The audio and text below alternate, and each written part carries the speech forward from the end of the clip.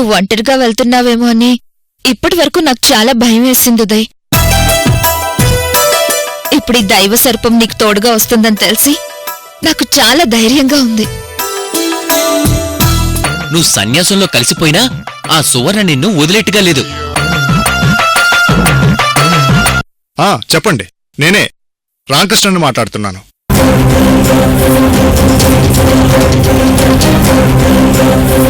పాప చాలా క్యూట్గా ఉంది.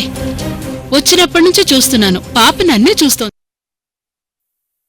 వారికి పునర్జన్మ ఉండదు, నీక్కూడా పునర్జన్మ ఉండదమ్మా. అమ్మా, మీరు ఒక 6 నెలలు కాశీలో ఉండి రాకూడదు? అక్కడ ఆ కాశీ విశ్వనాథుని దర్శనం చేసుకోవచ్చు. నేను కాశీకి వెళ్ళడం ఏంటి స్వామి? పైగా 6 నెలలు నేను అక్కడ ఎలా ఉండగలను? అయినా ఇక్కడ నాకు అనుకోకుండా ఇంతకు ముందే ఒక బిడ్డ చేరింది, ఇప్పుడొక సవతి చేరింది. ఇప్పుడు ఈ సమస్యలన్నీ పరిష్కరించేటప్పటికీ నాకు 6 నెలలన్నా పడుతుంది కదా స్వామి. అంతగా వెళ్ళాలనుకుంటే ఆ తర్వాత వెళ్తానులే. ఇక్కడి సమస్యలు తీరాక హాయిగా కాశీకి వెళ్ళి మీరు చెప్పినట్టే కాశీ విశ్వనాథుడి దర్శనం చేసుకుని వస్తాను. సరేనా స్వామి? అయ్యో, మిమ్మల్ని ఇక్కడే నించోబెట్టి మాట్లాడుతున్నాను, లోపలికి రండి. అమ్మ వారణాసిలో అడుగు పెడితే మాత్రం తనకి ఎలాంటి సమస్య ఉండదు. కాని అమ్మ 6 నెలల తర్వాత కాశీ వెళ్తానంటుంది. ఈ 6 నెలల్లో అమ్మ జాతకం ప్రకారం ఏదైనా జరగచ్చు. ఆత్మ సాక్షాత్కారం పొందవచ్చు. 6 చక్రాలను దాటి 7వ చక్రంలో ఉన్న పరబ్రహ్మను దర్శనం చేసుకోవచ్చు. ఈ శరీరం తృణప్రాయంగా త్యజించనువచ్చు. ఈలోపు అమ్మ లక్ష్యం ఈ లోకంలో జరగవచ్చు.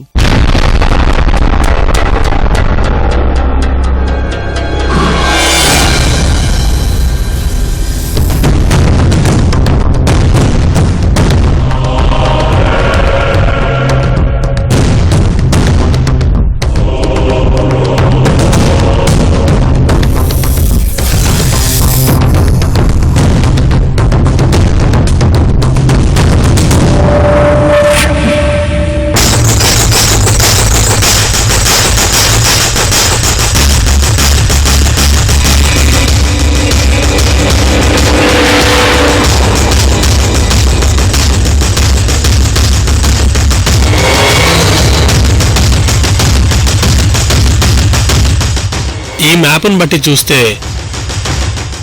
ఈ చెట్టు దగ్గర నుంచే గుహకు వెళ్లే దారి కనిపిస్తుంది.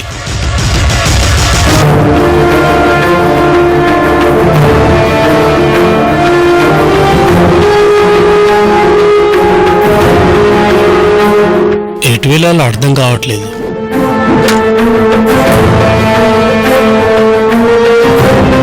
ఇటువైపు వెళ్ళి చెక్ చేస్తే తెలుస్తుంది కదా. నాగప్ప, ఇటు వెళ్దాం పదా. నాగప్ప, వెళ్దాం పదా.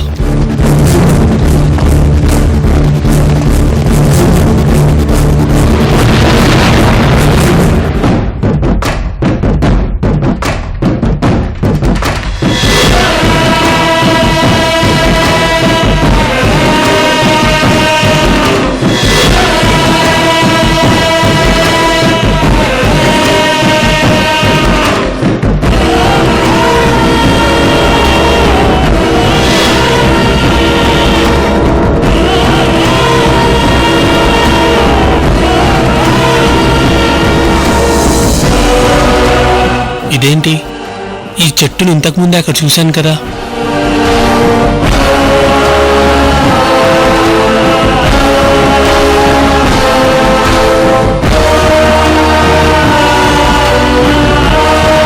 నాగప్ప, వెళ్దాం పదా.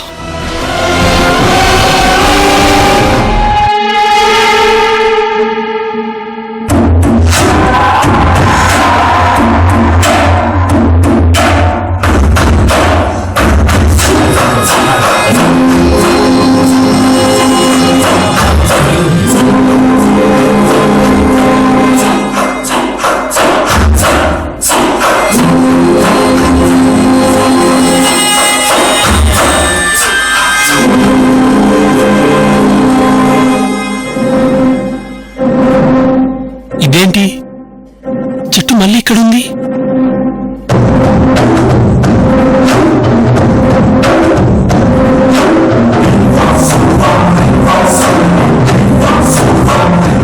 ఈ చెట్టే కాదు, ఇక్కడున్న ప్రతి వస్తువు, ప్రతి మొక్క అలాగే ఉన్నాయి. అసలు ఏంటిదంతా?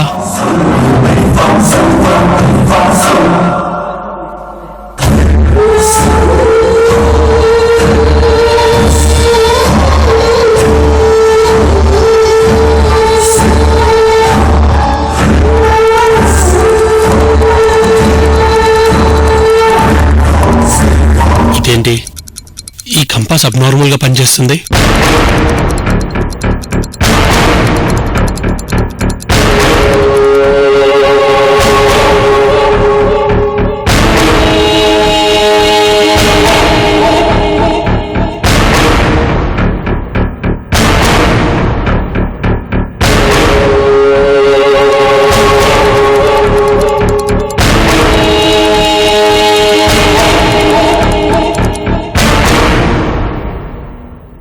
నాగప్ప, గుహ దగ్గరకు వెళ్ళడానికి ఈ చెట్టే మార్గదర్శి.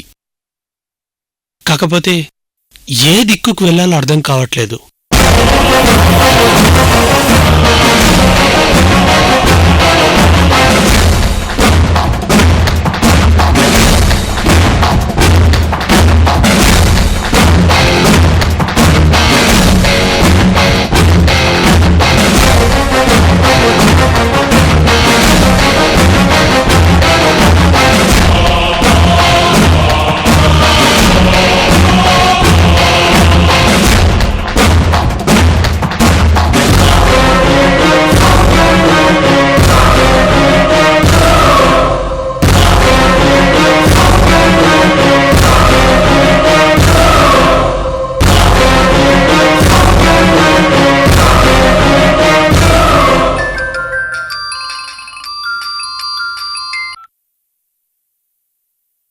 అమ్మా లావణ్య, ఏది మర్చిపోలేదమ్మా, అన్నీ తీసుకొస్తున్నాను. వస్తున్నాను.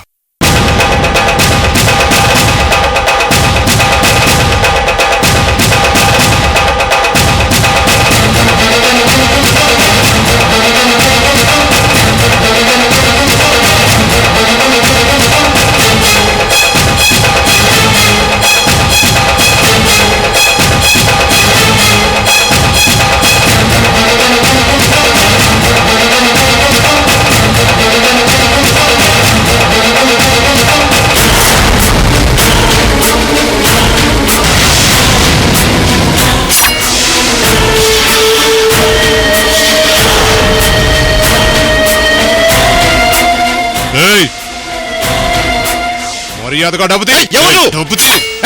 ఎవరు డబ్బుతి? డబ్బుతి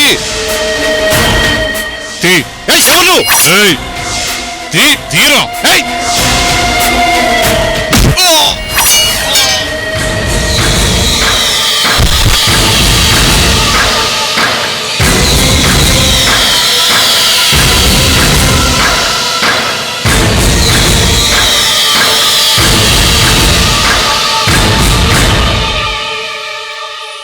వద్దు. అబ్బా,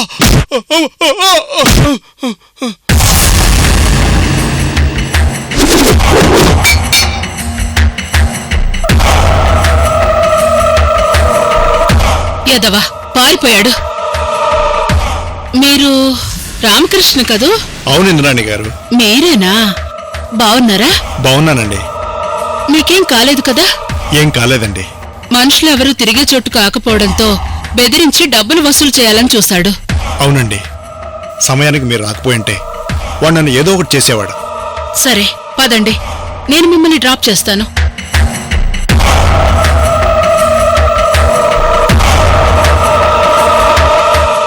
ఏంటోనండి, మీ వల్ల నాకు పదే పదే ఉపకారం కలుగుతూనే ఉంది. మొన్న నా కూతురు దాహం అంటే మంచినీళ్ళు ఇచ్చారు, ఈవేళేమో ఇలా. నిజంగా నేను మీకు చాలా రుణపడి ఉంటానండి. అయ్యో, అంత పెద్ద మాటలు ఎందుకులేండి. అయినా మీ కుటుంబానికి నాకు ఏదో అనుబంధం ఉన్నట్టుంది. అందుకే ఆ రోజు అక్కడ కలిసాం, ఈ రోజు ఇక్కడ ఇలా కలిసాం. అవునేమోనండి. మీరు ఒకరోజు మా ఇంటికి భోజనానికి రావాలి. నేను రావడం కాదు, మీరు మీ ఫ్యామిలీతో కలిసి మా ఇంటికి భోజనానికి రావాలి. అలాగేనండి. ఇంకేంటండి విశేషాలు? అందరూ బాగున్నారు కదా? బాగున్నారండి. మీరు మీ చిన్న కూతురు దగ్గరే ఉంటారా? అవునండి, ప్రస్తుతానికి చిన్న కూతురు దగ్గరే ఉంటున్నాను. మరి మీ పెద్ద కూతురు దగ్గర? అప్పుడప్పుడు వెళ్తుంటాను. ఇంతకీ మీ పెద్ద కూతురు ఎక్కడుంటుంది? ఇక్కడేనండి.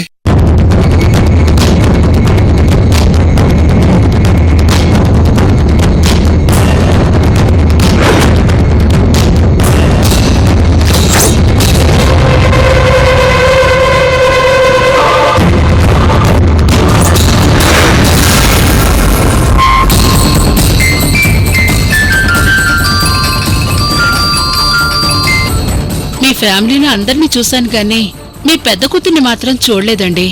మా ఇంటికి భోజనానికి వచ్చేటప్పుడు తనని కూడా తీసుకురండి. అలాగేనండి. ఆలోగా మీరెప్పుడు ఫ్రీగా ఉన్నా ఫోన్ చేయండి. లేదా నా చిన్న కూతురు దగ్గరికి రండి, మిమ్మల్ని మా పెద్ద కూతురు దగ్గరికి తీసుకెళ్తాను. అలాగేనండి. ఫోన్ నెంబర్ తీసుకున్నాను కదా, వీలు చూసుకుని ఫోన్ చేస్తాను. పదండి, కార్లో డ్రాప్ చేస్తాను. మరేం పర్లేదండి, దగ్గరే కదా, నడుచుకుంటూ వెళ్తాను. ఉంటానండి. సరేనండి.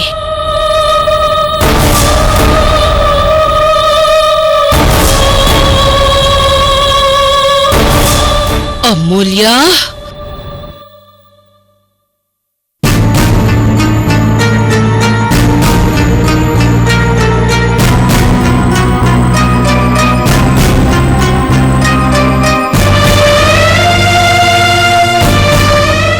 అమూల్య, అమూల్య,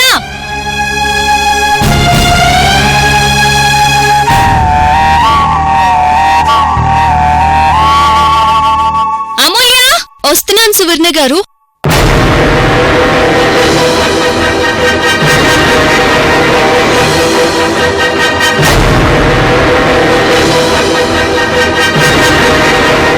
ఏంటిది?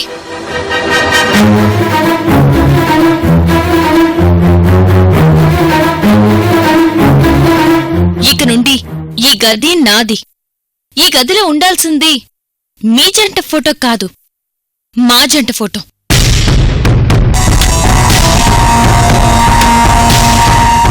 వెంటనే ఫోటో తీసే అమూల్య.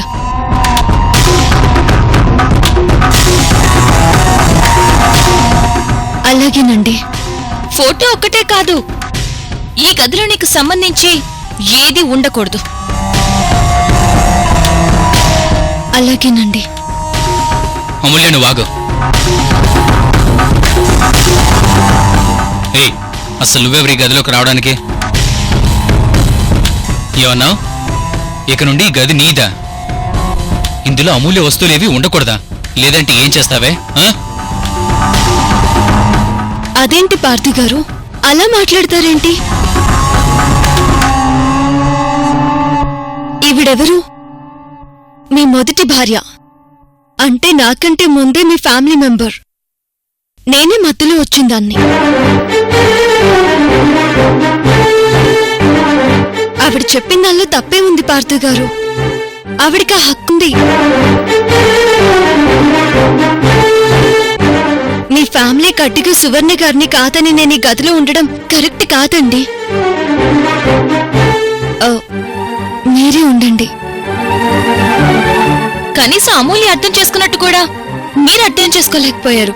చూడండి అమూల్య ఎలా అర్థం చేసుకుందో. మరి నువ్వే గదిలో ఉంటావా అమూల్య? నేనింక వేరే గది చూసుకుంటాను. గదులు ఖాళీ లేకపోతే నాకంటూ గది ఉంది కదా, పూజ గది, అందులో ఉంటాను. చాలా మంచి నిర్ణయం తీసుకున్నావా అమూల్య. అంతకంటే పవిత్రమైన చోటు, ప్రశాంతమైన చోటు ఇంకెక్కడా ఉండదు.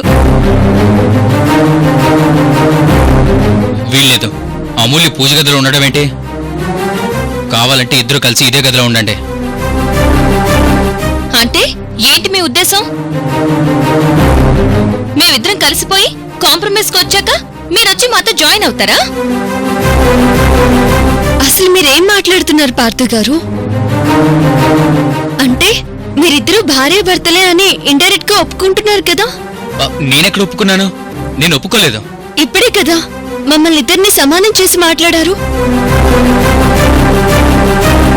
మేమిద్దరం సమానం అంటే ఆవిడ మీ భార్యనేగా అర్థం. అబ్బా అమూల్య, నేను ఏం మాట్లాడినా నీకు తప్పుగానే అనిపిస్తుంది. అర్థం చేసుకో అమూల్య, నేనొక పద్మవ్యూహంలో చిక్కుకున్నానా? చూడండి పార్థు గారు, ప్రతి మనిషికి చిన్నప్పుడే ఒక ఆశయం ఉండాలి. యవ్వనంలో ఉన్నప్పుడు ఆ ఆశయానికి పునాది వేసుకుంటూ ఎంతో నిగ్రహంతో ఉండాలి. వ్యాపారంలో సాధన ఉండాలి. సంసారంలో ఏకపత్నివ్రతుడై ఉండాలి.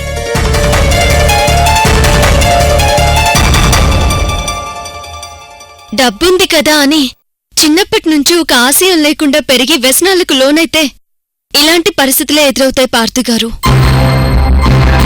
ధర్మంతో ఉన్న మగాణ్ణి మాత్రమే ఈ లోకం విశ్వసిస్తుంది. మిమ్మల్ని నేను ఏ రకంగానూ విశ్వసించలేకపోతున్నాను.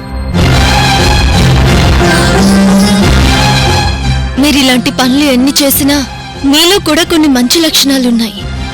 వాటిని మాత్రమే నేను గౌరవిస్తాను.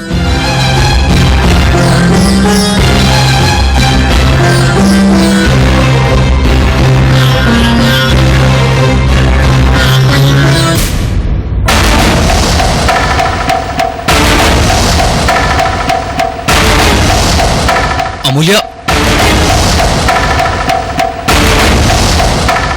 ఆహా, నీ రెండో భార్య ఏం టైమింగ్ లో చెప్పింది పార్దు. ఛీ!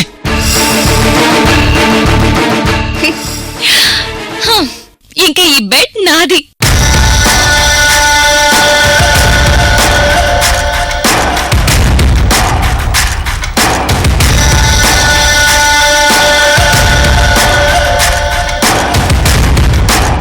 ఏ ఉద్దేశంతో ఈ పార్థు నీ జీవితంతో ఆడుకున్నాడో, ఇప్పుడు అదే ఉద్దేశంతో నేను ఈ పార్థు జీవితంతో ఆడుకుంటున్నాను.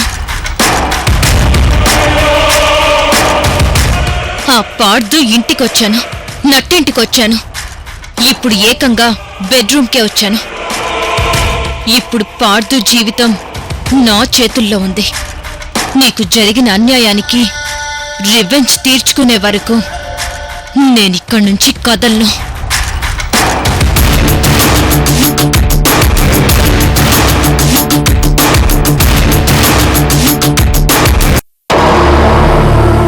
పార్థుకి ఆ సువర్ణకి ఖచ్చితంగా ఏ సంబంధం లేదనిపిస్తుంది.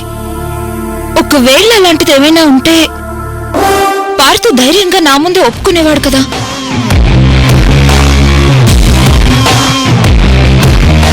ఆ సువర్ణ ఏదో పెద్ద స్కెచ్ తోనే వచ్చినట్టుంది. కాబట్టి అన్ని ఎంక్వైరీ చేసి పక్కాగా వచ్చి చేరింది. అదంత సామాన్యురాల్లా లేదు. వీలైనంత త్వరగా తన విషయం తేల్చాలి. లేదంటే పార్థు అమూల్యల జీవితాలకు సంబంధించి ఏ క్షణంలో ఏమైనా జరగచ్చు. దాని విషయంలో నేను ఎలాంటి యాక్షన్ తీసుకోవాలన్నా ముందు దాని బ్యాక్గ్రౌండ్ ఏంటో నాకు తెలియాలి. అసలు తనెవరు, తన వాళ్ళెవరు, ఎక్కడి నుంచి వచ్చింది, అవి తెలిస్తే చాలు.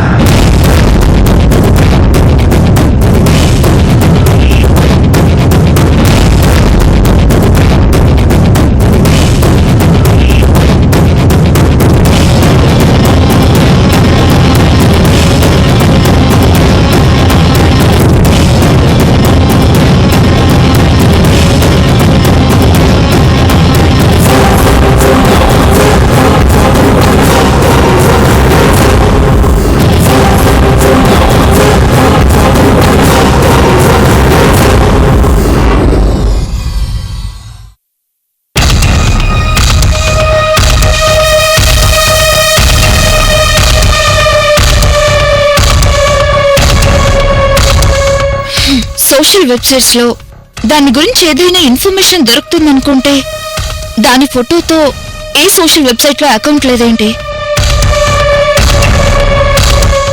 ఎవరి సువర్ణ సుందరి? ఏ ప్లాన్ తో పార్థు ఇంట్లో చేరింది? సువర్ణ సుందరి.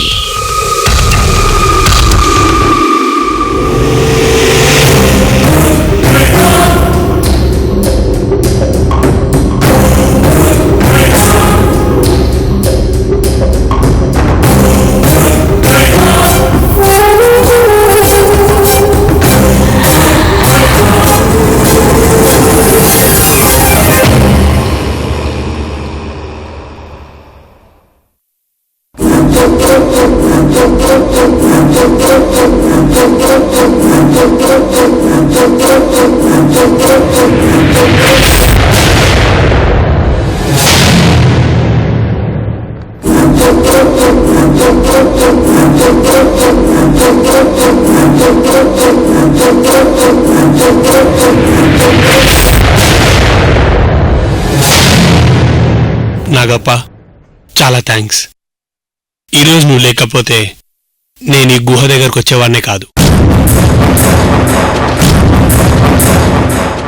నాగప్ప, నువ్వు ఇక్కడే ఉండు.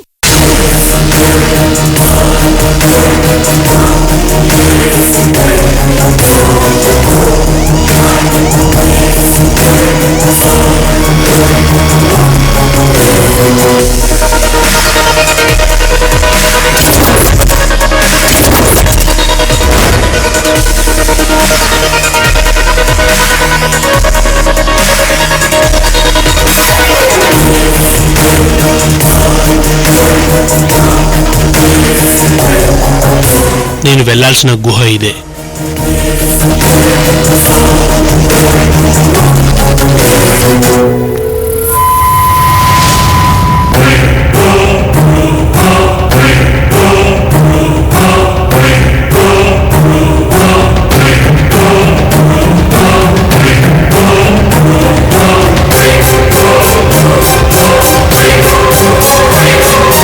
నేను అనుకున్న పని అవ్వాలంటే పార్థోకి ఆత్మీయురాలైన ఐశ్వర్యతోనే నా ఆట మొదలు పెట్టాలి.